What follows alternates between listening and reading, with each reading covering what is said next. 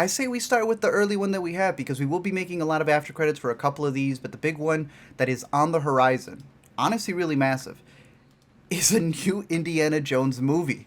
I am a person who remembers going for the last one where Shia LaBeouf was supposed to be the person who was going to take the mantle, the hat, the robe, and continue the legacy of Indiana Jones to Chris Pratt's dismay. Boy, do they answer what happened to Shia LaBeouf in this movie. Zach, you had the chance to see it. I got the chance to see it early as well. Indiana Jones and the Dial of Destiny, directed by the one and only James Mangold. How do you think he did on this new outing for one of the longest running franchises? You know, I don't think James Mangold did particularly terribly. It's not like a disgrace to the Indiana Jones legacy or whatever. I don't necessarily think he has the same eye for big action set pieces that Steven Spielberg did. There's not necessarily the high level of tension and exhilaration that some of the best sequences in the best Indiana Jones movies had. And there's also just something that's a little bit less tactile than most of the Indiana Jones movies. Like they're leaning heavy into the digital, whether that's the caravan tuk-tuk drive chase scene that they had that looked like it was entirely green screened, or it's just all the de-aging and whatever they throw on top of Harrison Ford that makes it all just feel a little bit unreal. You know, the face is pretty convincingly young Harrison Ford, but the voice is still 70-something, 80-year-old man. So I don't know. I kind of miss the days when we could just cast a younger actor to play the younger version of the character, but whatever. As for James Mangold's job here, I don't think he dropped the ball completely, but it's just same. It's just lacking a little bit in the magic that makes these movies great when they are great. And I just found myself not that swept up in it, a little bit bored by it, but I don't know. I wasn't completely disappointed with it, and surprisingly, although I don't think we should spoil it here, I kind of dug the big leap they take in the ending. You know, these movies always takes a little bit of step towards sci-fi in their third act, and I kind of dug what they did here in terms of how it incorporates who the Indiana Jones character is. But I don't know. What did you think about Dial of Destiny? To start off with the first thing or the last thing that you said there about the leap that it takes, I heard some people going oh no, they're gonna jump the shark.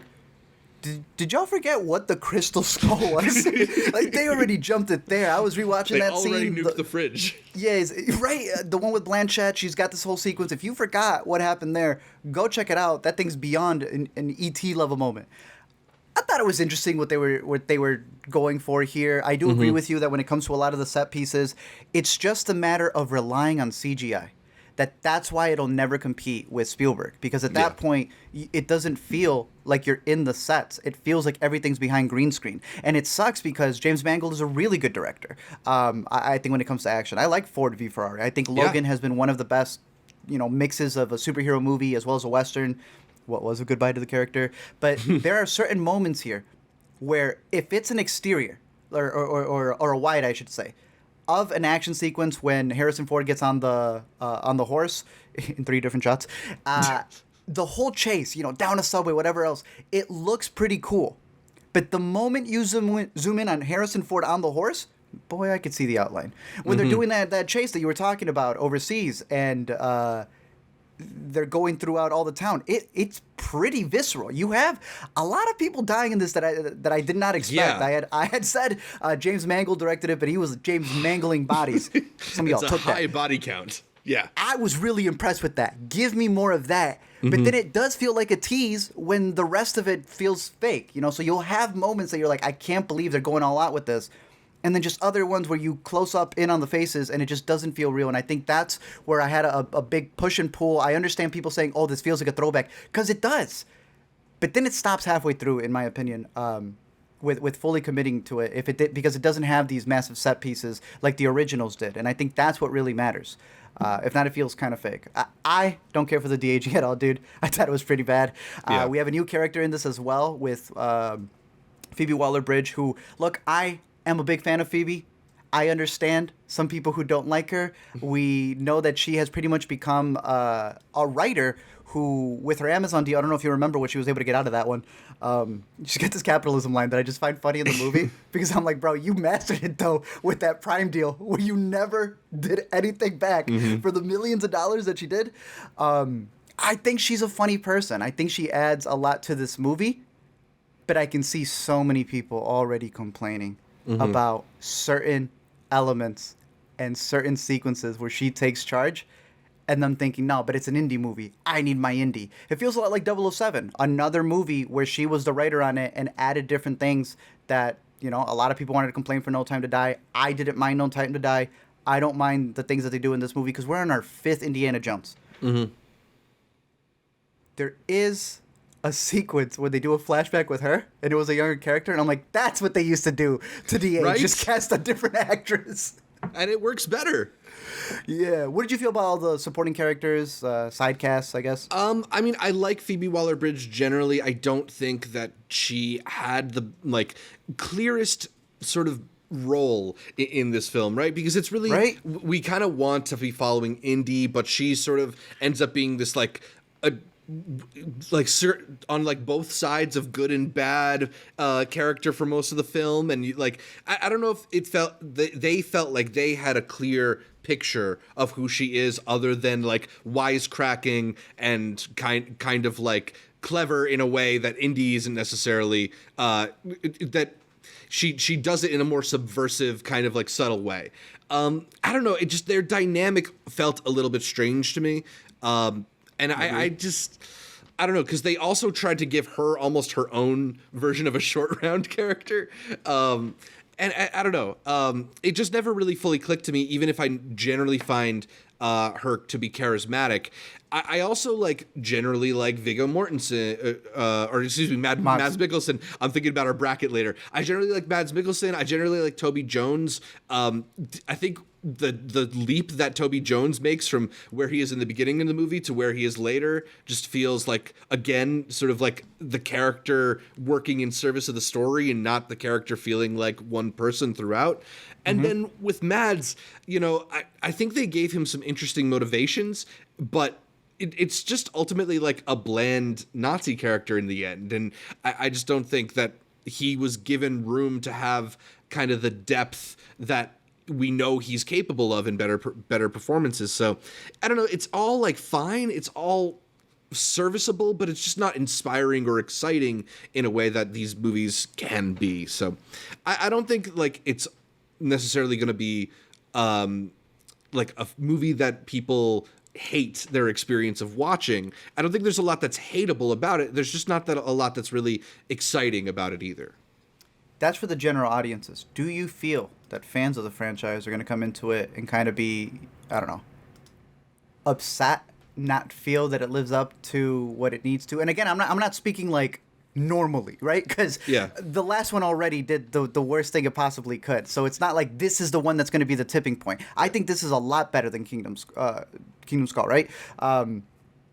That said, I don't think it's going to match what people loved from the original. Yeah. And there are several things that they're just not doing to replicate that, from the green screen, from the way that they have an ensemble around Indiana Jones. And just the fact that he's not the same young guy that people want him to be. And I think that's a big thing with a lot of these stories, with 007 getting older, with Skywalker getting older. There's this like pushback of wanting to have them remain as this omnipotent hero.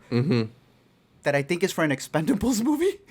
Right, and I'm realizing for a lot of these big franchises, it's like you either die early or you're not going to see the hero be the perfect, never missing a shot type hero that you want him to be. So I don't know. I think that's like a bigger critique on just milking these franchises, always having another one after the last one was the last one. So well, it all goes back to that Star Wars problem, right? Of where the original conception was to do the new trilogy about a new set of characters, and then maybe some of the legacy characters are there in kind of supporting roles. And the further along into that new trilogy it got, the more and more it became about the old characters, because there's just this reluctance to move on, to give audiences a chance to embrace new stars. And I think, particularly in a franchise like this, it's hard to put the burden of an action adventure onto the back of someone as old as Harrison Ford. Unfortunately, they have all this digital trickery to kind of convince you it works, but I don't know if I've ever seen a blockbuster action movie where the two stars, and I'm including Phoebe Waller-Bridge in this, are as slow runners as these two are. Like, if you pay attention to the way they try to cut around how slowly they both move, it is hysterical. It's pretty bad. Yeah. We did have a lot of receptions coming out of Cannes, as well as Elemental, two Disney movies, or with the Disney backing, that just did not read the room when it came to a snotty French film festival, and thus they got really bad reviews. I have seen Elemental. We covered it last week. I don't think it was as bad as Cannes made it out to be. It's also not as great as Pixar made it out to be. I think we have the same scenario here, where I don't think people were ready for, like a throwback blockbuster in the middle of all of the French movies that were being played there. It's the wrong audience, the Cannes critics for these types of movies. So I think they need to do a better job at how they market the movies and where they open the movies. But for regular audiences, I don't think that they're going to have a bad time with this, because it's indie for the next 2 weeks, if I'm not mistaken, until Mission Impossible. So it's going to have a clear window in terms of box offices, if that's the way we want to break it down. Because other than that, Flash tanked, bro. Yeah. From the last 2 weeks, it has gone so low. They said Spider-Verse beat it out, and it's back at number 1. So you have the live action movie with animated elements, trying to make him young, competing with the animated movie. Totally. I think it'll do well. Yeah, I mean, just to go further on what you're talking about with The Flash, it had a 73% drop from its opening week, which is the largest drop for a superhero movie outside of Morbius. So not exactly the most confidence building for the DCU going forward. When it comes to the Indiana Jones movies, or whether or not this one will be a flop as well, I don't think it's necessarily going to do terribly at the box office compared to like other movies that come out. I don't think there's necessarily like a huge hunger for it, but it's pretty successful in terms of being like decently entertaining. I don't think it'll have bad word of mouth. But the film reportedly cost nearly $300 million to make. Where do these budgets come from? Which, whoever approved that is out of their mind. Like, this is not... People have already had a chance to come back to the Indiana Jones franchise, and I think the taste that 4 left in people's mouths means that there's not going to be that hunger for 5. Have you rewatched 4? Because no, I'm even seeing in the chat, some people are like, I don't know if they saw UFO since then, but they're vibing with it. They're saying that they're rewriting it, and they're saying it was always that great. Yeah, look, there's a lot of people coming out as the Kingdom of Crystal Skull.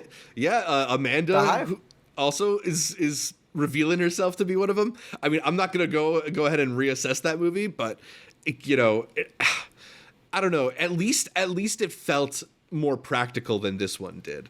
Even if it's weird, the action scenes at least felt real, like real action fridge. Scenes. Yeah, felt like a real fridge. Exactly. Maybe not. That.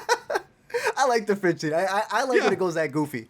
The last thing to wrap up here is I do think that it's worth, if you're an Indiana Jones fan, to see in theaters as a matinee of sorts. But for everybody else, I think you'll be completely fine waiting for this one. Yeah. Because it's probably going to be a Disney Plus. Like, we're really almost down to the point of it doesn't matter if it's $300 million. At the end of the day, can you Disney Plus it? And are you willing to wait? And most people, I mean, they are. Even with Elemental, they said that they were willing to do that. I don't know if you'd recommend leaving out to the theater for this, or if you think people should wait at home.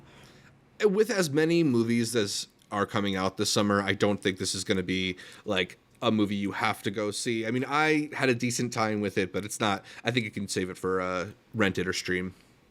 And the final thing, do you think that he alone can do it as a box office star over 40, Zach?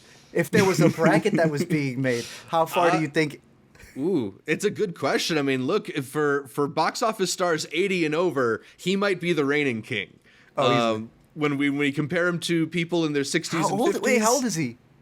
He turned 80. Bro. And he's got a shirtless scene in this movie. If that's an 80-year-old man. He looks great. Yeah. He's great on Shrinking, where we love him. Oh, yeah, but, yeah. Maybe better in roles like Shrinking than leading action adventure franchises still. All right. We will be covering a bracket coming up very soon that we will be recording about all of the best movie stars over 40? 50 and over. 50. 50. Yeah, Yeah, we've we done the did 40. 40s with Elliot like last year, so we gotta advance another decade. We're coming in with the AARP console and figuring out which one of these actors is getting their due. But that is Indiana Jones and the Dial of Destiny.